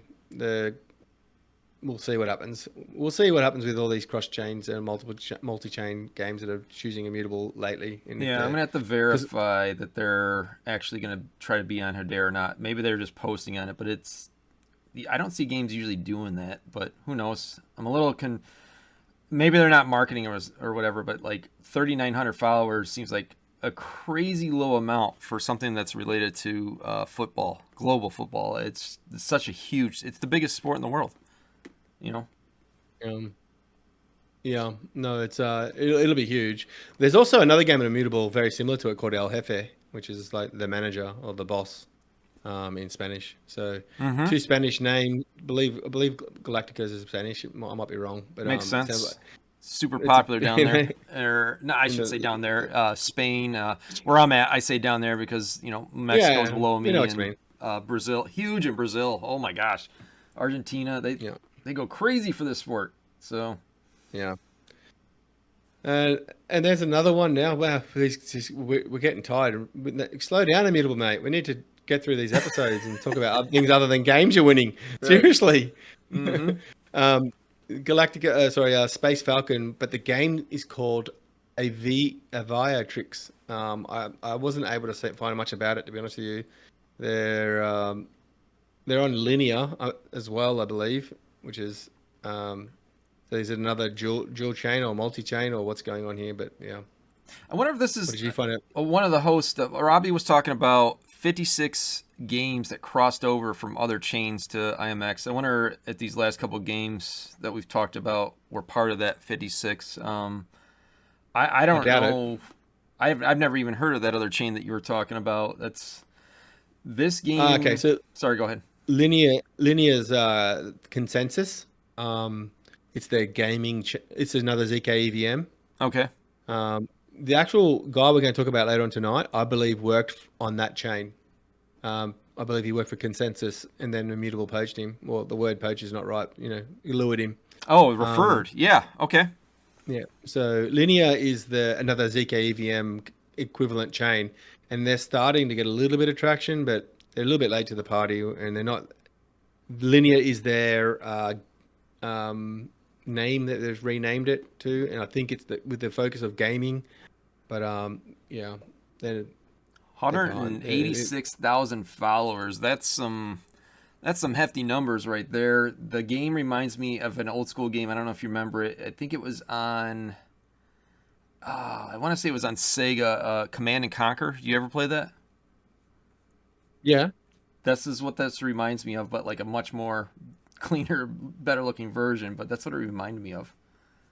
Interesting. I haven't actually. Gonna be honest with you, I haven't looked into this one. You can move horizontal or vertical with your movement, and you're dodging incoming fire, trying to take out things. I immediately thought, man, I've played this game before in the late 80s, early 90s. But this looks pretty cool. That's a lot of followers That's a lot of followers for this game. It is. I've never. How many times? How do we not know these games? Like 185,000. I don't know. There's just so many. We can't. It's like trying to catch a pile of sand. Yeah, mate. I don't understand how you don't ever see this game ever with 185,000 followers. You think that one person we follow would follow them and post about them once and would see the tweet. Like it's right. Yeah. Anyway, keep them coming, buddies. Keep them coming. Mm-hmm. Anyway, that's enough of talking about the games. Where just a little, not a thing I want to linger on for too long, but Eve, the creators of Eve, CCP, have said they're going to have their playtest ready for the game in December.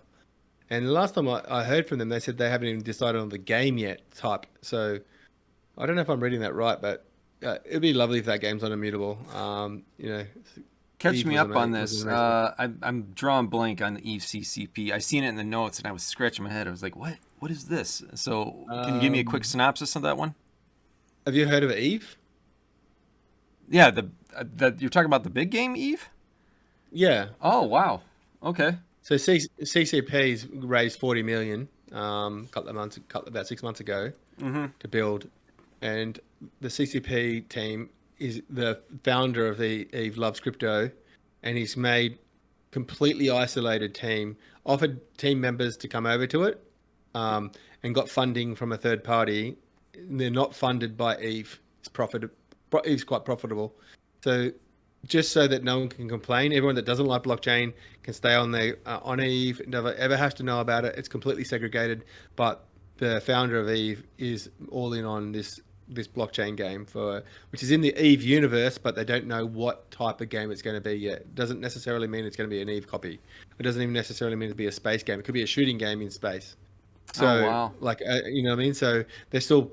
The last time I heard was only a month or two ago. They were saying they were still experimenting what they're going to build. And just the other day, I can't remember where it is now to bring it up, but he said that the playtests are coming in December, and I believe some people have been selected for it.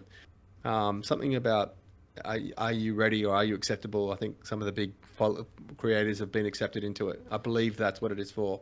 So that's huge news. Where they build will bring many gamers, because there's Eve's it's renowned as one of the greatest games I've ever made. Cracks me up. We were just talking about how do we not know about this game with 185,000 followers. When I seen this in the notes, I was like, he can't be talking about Eve Online, that giant game. And I was like, nah, this has got to be something else. I'm missing some context here. But yeah, that announcement for 40 mil came back like in March. So it's been a minute, and like I didn't even know that was going on. There's so much going on in this space and in the IMX platform. It's hard to keep up. So thank you for informing me. It was indeed Eve Online. I was not aware of that. Cool. You already mentioned the next point.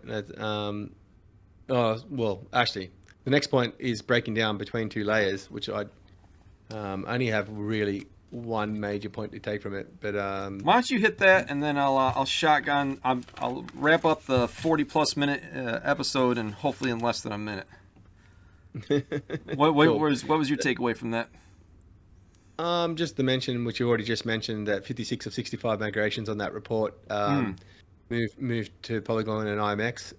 And the other one was they interviewed Gods and Chains executive producer Daniel Paez, who used to be Sparkball's executive producer. If you didn't know that, a little bit of yeah. I think that's why there was a little bit of tension between Sparkball before it wrapped. I think Sparkball's actually slightly. I could sense a little bit of a little bit of I don't know what word to use. Just like a little bit of a few comments that were like, hang on, that's a bit. What's going on here? Is this still coming on out on Immutable?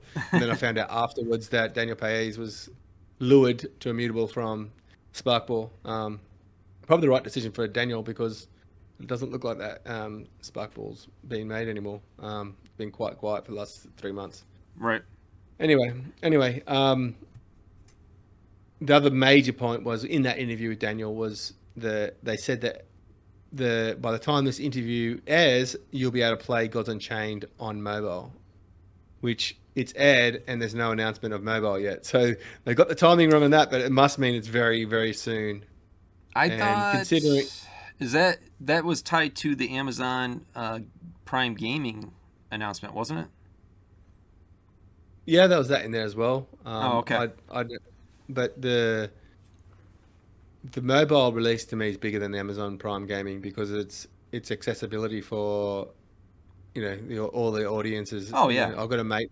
Absolutely. I got a massive Hearthstone. One of my real life friends is a Hearthstone player, and he said, "I'm not playing God." I said, "You can play it on a browser on your phone. I could get it working." Because I'm not going to stuff around.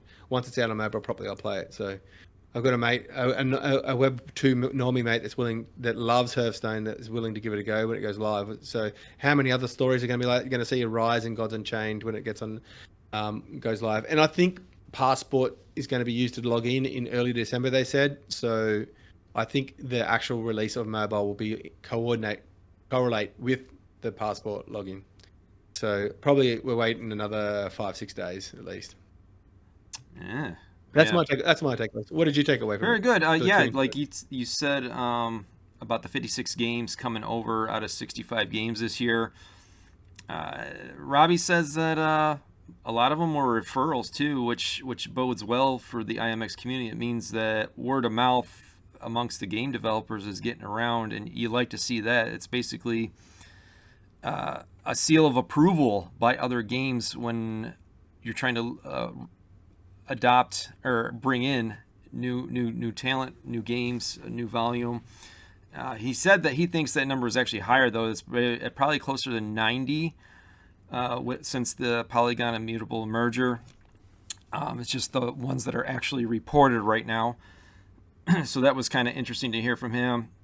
He talked again about the focus on Asia, specifically the 3 games that came over recently. Keiishi, which came out in 2012 and it's still around. That just blows me away. And they've had 8 million peak downloads, which is a great stat to be touting when you're coming to a platform seeking volume. Didn't really talk much about the other ones, except that they were up and coming and looked really promising for coming into the gaming space. And he did mention, which we just talked to someone in an interview with Dark Machine. He said a CEO from the recent games are crediting IMX with basic customer support being greatly appreciated, and we talked about that in our interview. You brought up Daniel, was it Paez or Paez? Yeah. Paez, sorry. Executive producer for Gods Unchained. He talked about and extensively the basics of Gods Unchained, which was good for me to hear. Obviously, it's the flagship game for IMX. Mobile coming, and the Amazon Gaming partnership was pretty big to hear. I'm glad to see that IMX is going through. It's not just talk. They are with AWS, and you can see this partnership coming to fruition. That's always good. A huge thing that he mentioned in the very beginning Roblox CEO said, dreams of using NFTs in a game like Metaverse. And Robbie was, you could tell he was super geeked out that he heard those words coming from this Roblox CEO in public. It's a $22 billion game. Might be nothing. I don't know. And let's see. Another thing Robbie said, if you don't take this seriously with Roblox and Fortnite, you're sleeping on a category, and you're gonna regret it. Basically, is what he said. So, lots of. One other tidbit that I'd like to hear: over the last 18 months, net outflows of stable coins was higher than net inflows. The month of October, that reversed, and net inflows were higher than net outflows. That is bullish for the entire community, Web3, crypto, whatever you want. You'd like to see that traction. They think it's attributed a little bit to the $1 trillion in fiscal stimulus coming out of China in the last month.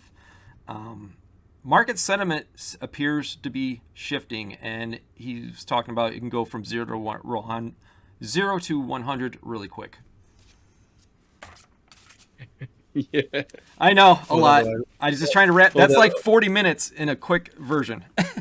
or the other way around. Okay, so are we finished on that between two layers now? Oh yeah, that was it.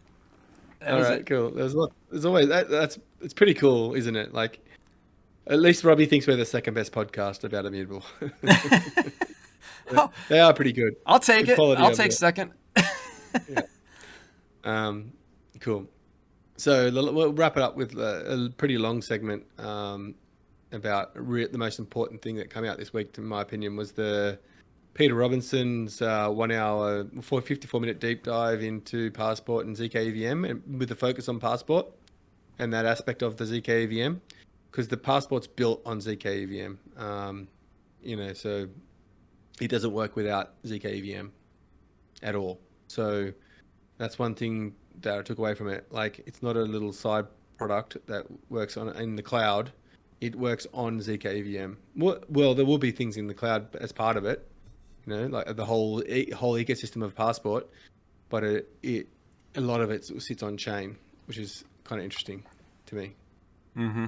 What did you think about that overall? What your overall thoughts on that video? Oh boy, a little bit technical. Oh yeah. A lot of rewinds for me. A lot of breaks. Come back. Write down notes. I posted my notes in my own personal Discord. I don't know if you've seen it or not. It's all over the place, but that's the only way for me to do it, to try and make some sense of it. It is very high tech, but it helped me gain an understanding of what and why what they're doing will be successful and secure. Security is paramount, as Robbie always says, and it really put it into context of what was going on. Now, the coding stuff and everything, that's where I get lost, but in general, I have a good understanding now of what is happening behind the scenes that nobody else cares about except for you and me. I'm not going to say nobody else, but you get my point. Yeah. Well, some of the overall message was, I've written it down somewhere. I'll get to it later. But the security focus was the major focus from the video, wasn't it? Like, just everything Immutable does is always about security. Mm-hmm. Have you noticed that? Every single aspect about ownership. Ownership means shit if you don't feel comfortable with it. If you own if you own a Lamborghini but you're gonna leave it on the street in a dodgy suburb, it's not really smart, is it? You're not going to relax.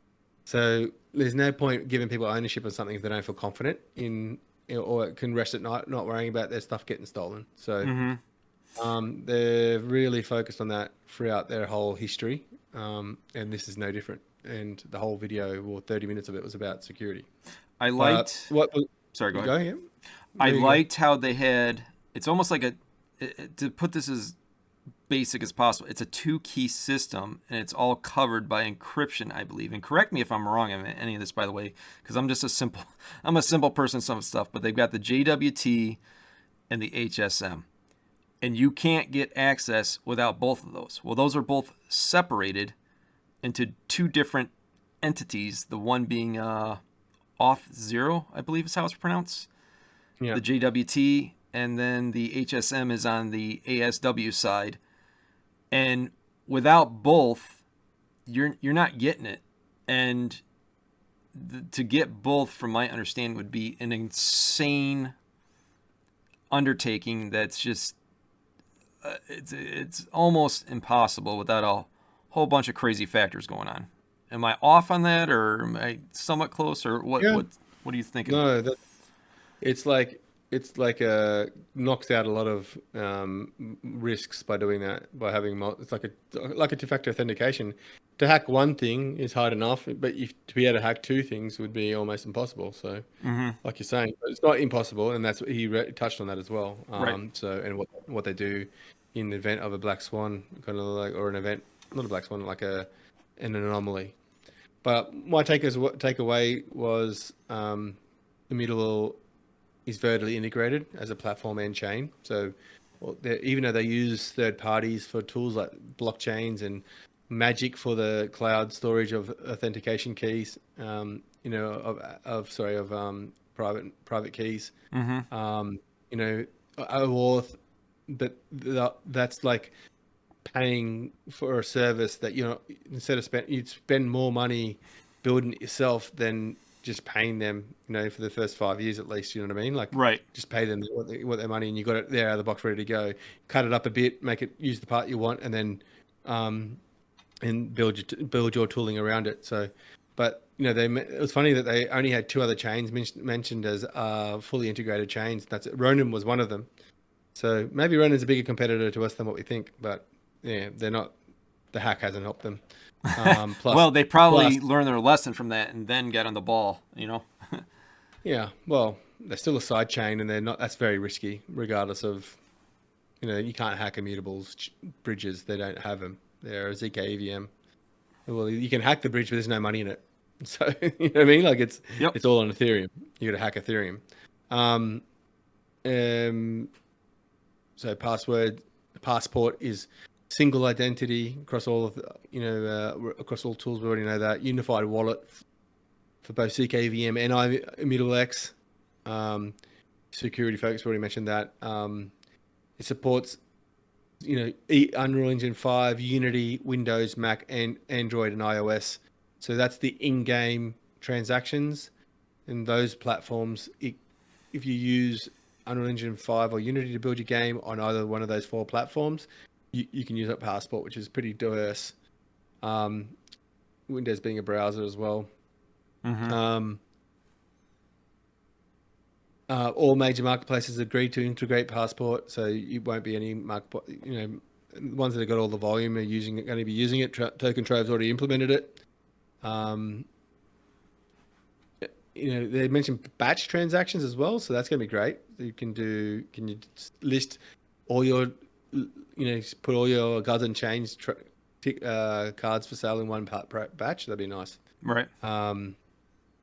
In sponsored transaction as well, where the game can decide if they're going to sponsor users' transactions. That'd be pretty cool. Oh yeah. Yeah. And there's, they mentioned that there will be gas-free transactions still on zkEVM in-game. Some that will be automated as free. So that'll be interesting to see what they are. And what some of the benefits of Passport is increased revenue streams, advertising opportunities, and gameplay data. So yeah, like that's going to be pretty insane to have that advantage of you'll be able to, as an Immutable Passport player, a user, say, hey, send out an invite to everyone that's played this game for 5 hours, more, something like that, So or held an NFT in anyone that's played it.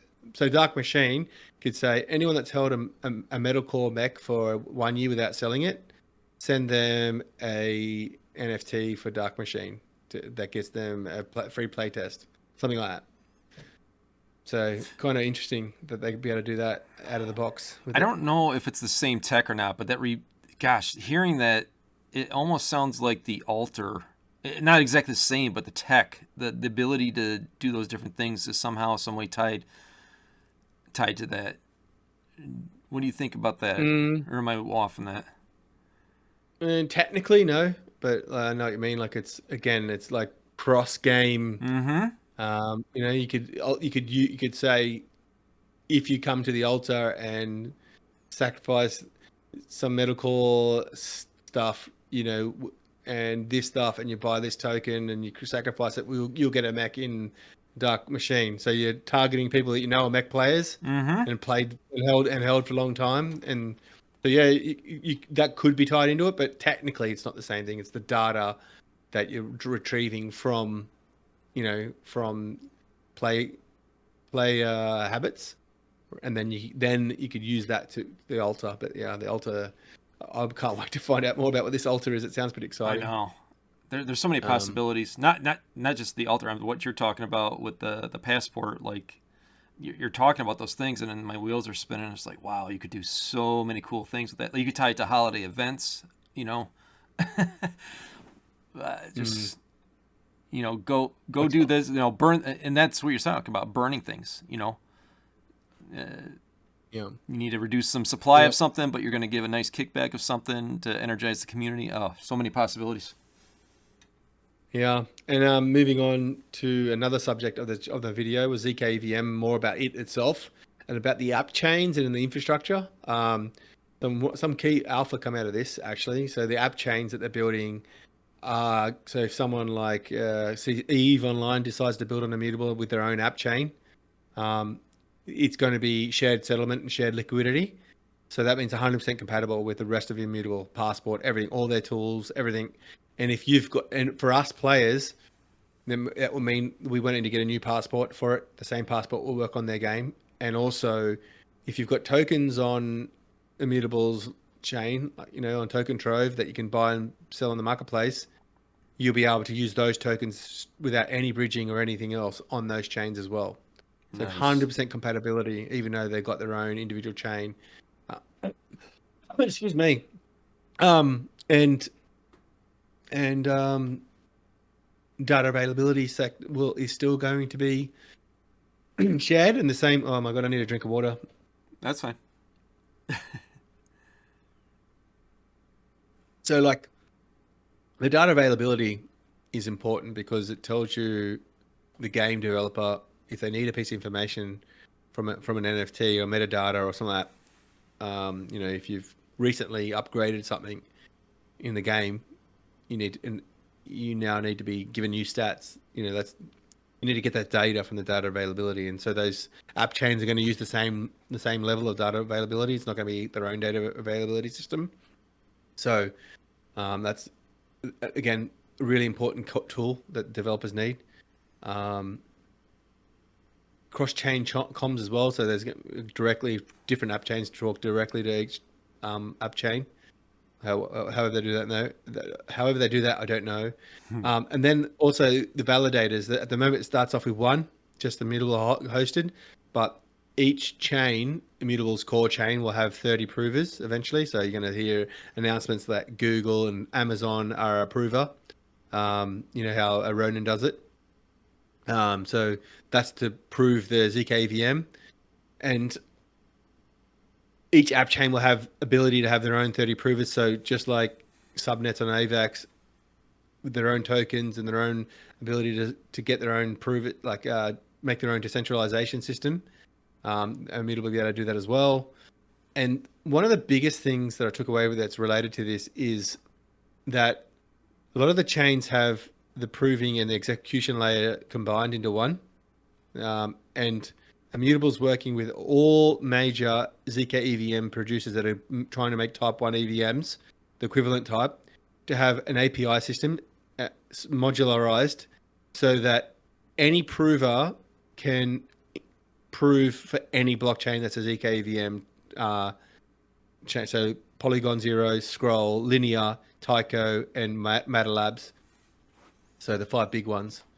That would be, and what that would mean is that Ethereum, like interoperability, I can't say that word ever in the best of times. It'll make Ethereum mainnet like way more way less fragmented like the layer 2s are doing now.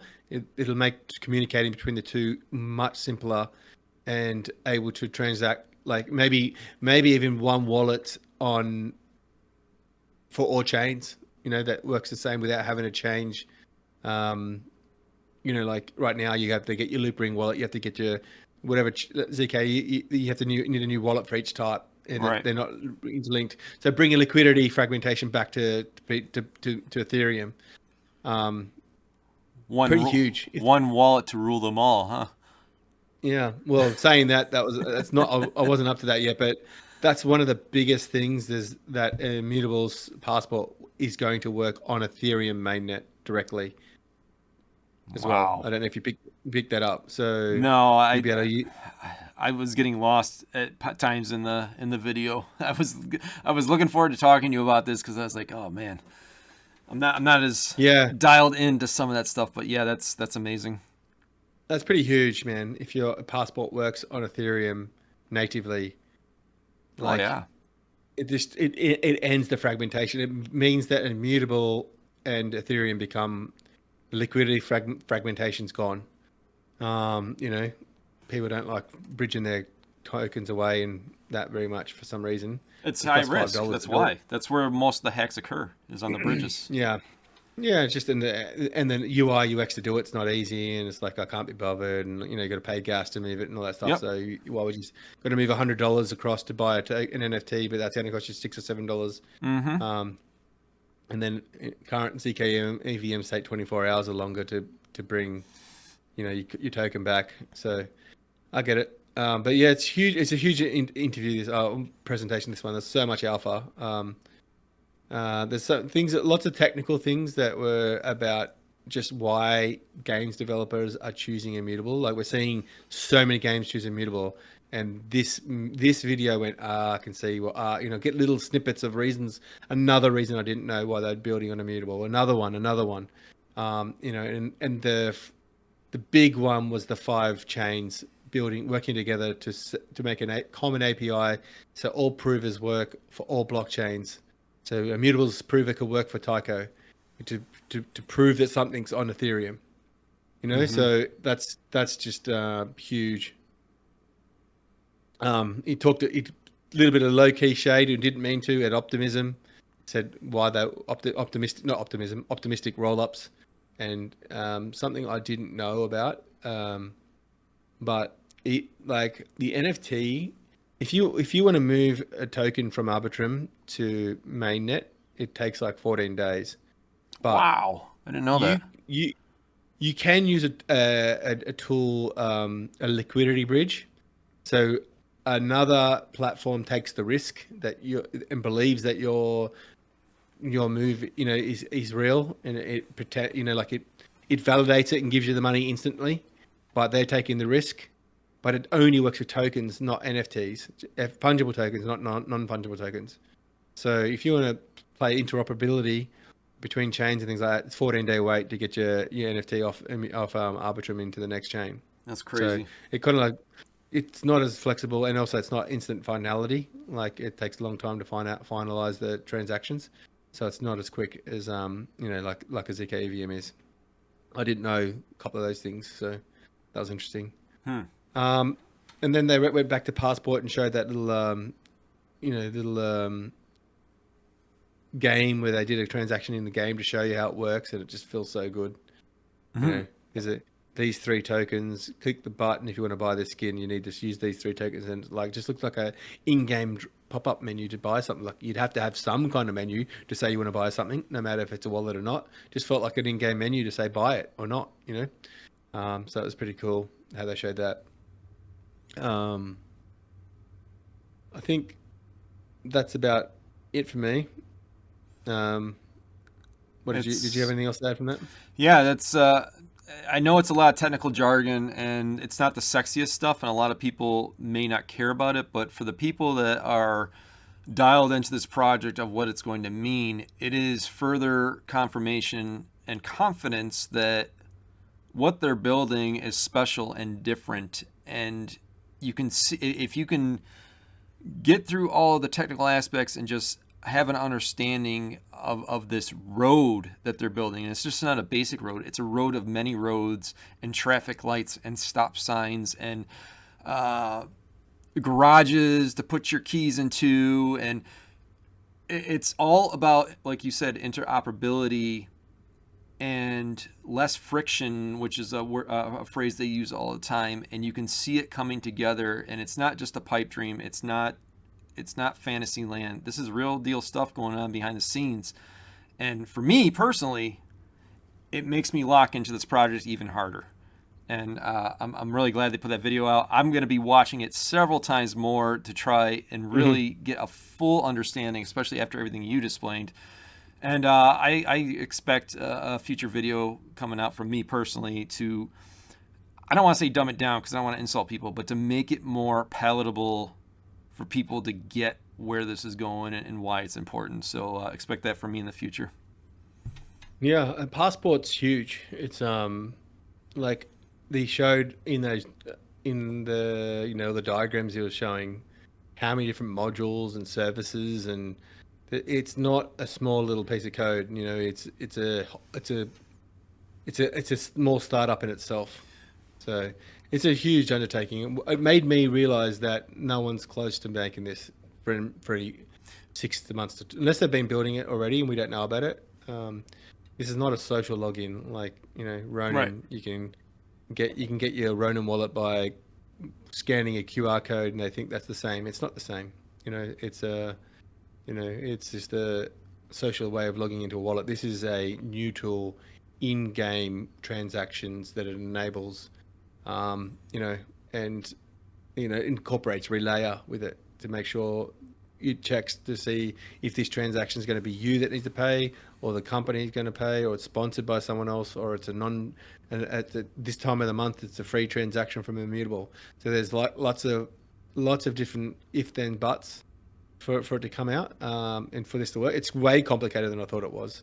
The Guardian, you saw that. That's the machine learning tool that will determine if this is a true transaction or not, as well as on top of the security that we talked about, the 2 factors. The Guardian will check that, but also the machine learning in there. People should watch it and just see if they can try and understand much that they can if they're interested in Immutable. Right. That's enough for me talking about that. I think this is a long episode. Sorry for taking this long, everyone. If you didn't hear, we are going to open up the Discord and start creating a community around Immutable. I think it's something that's a little bit lacking in our community in Immutable. A actual organization that focuses on Immutable and the games and learning about the platform, the infrastructure, and just getting together to organize gaming together and talk about gaming and talk about what Immutable's doing. So hopefully you'll join our Discord. There'll be links in the descriptions and stuff of all the socials. Yep. Very good. Lots of great information today. Thanks for breaking that down with that recent video from Mr. Peterson, engineer from IMX. And looking forward to our next podcast coming up. And we'll have some video outs here soon. We'll have everything down in the comment section, links where to find all this information. And I'll be talking to you soon, brother. Yeah, next episode we're hoping to have the Infinite Victory founder on, so that'll be interesting. Oh, that's right. Woo! Pumped for that one. Game. I've been playing that this week, and the single player is fun. I can't wait for PvP or versus mode where you can play against someone. It's going to be sick. Awesome. See everyone next week. Ciao, guys. Bye.